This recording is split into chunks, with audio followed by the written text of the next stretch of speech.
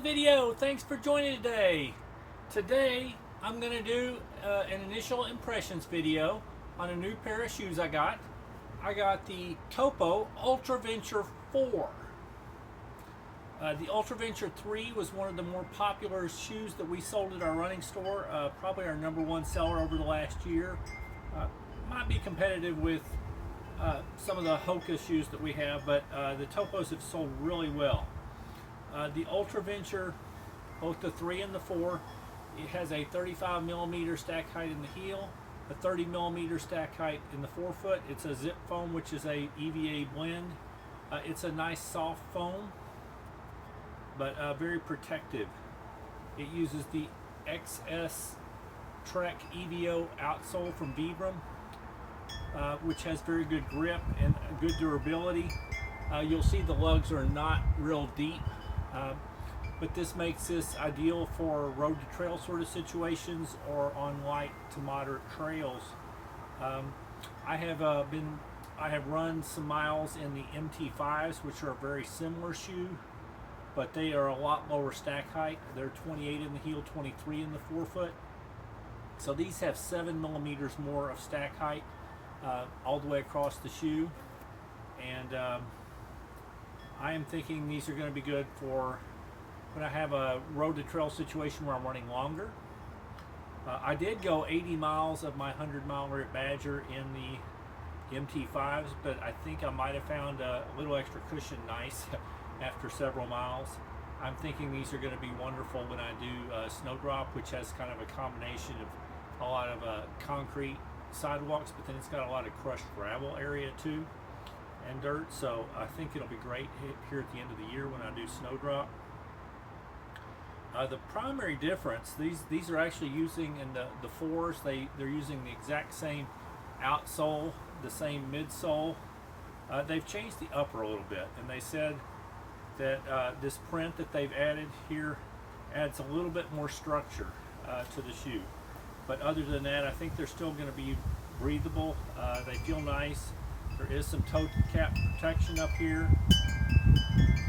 They do have a place for the Topo gaiter to be attached. I tend to still use the old dirty girl type, so I will put a piece of Velcro on the back and it'll work with those as well.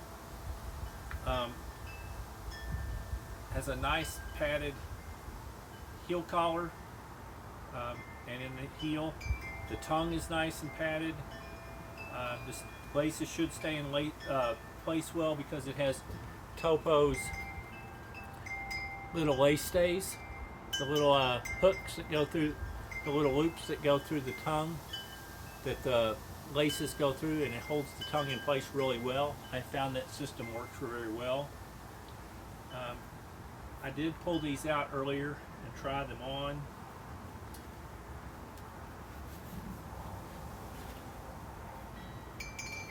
And I ended up getting a men's size 11, and I'm finding that they're fitting me very well. Very comfortable, lots of toe room. They're nice, and they fit well through the heel. They fit good through the midfoot. I do think that they're a little bit wider through the midfoot than, say, the mountain racers that they sell, but both of them work well for me.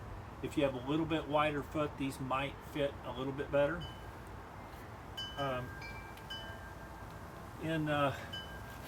Their website says that a men's size 9 weighs 10.4 ounces, a women's size 7 weighs 8.2 ounces.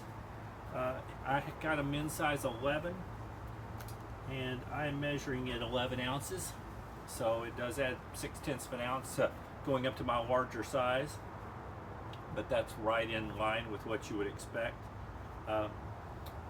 Both the men's and women's come in 3 colorways. What I've got here is what they call dark teal. They also sell the men's in an aqua and a gray. The women's come in a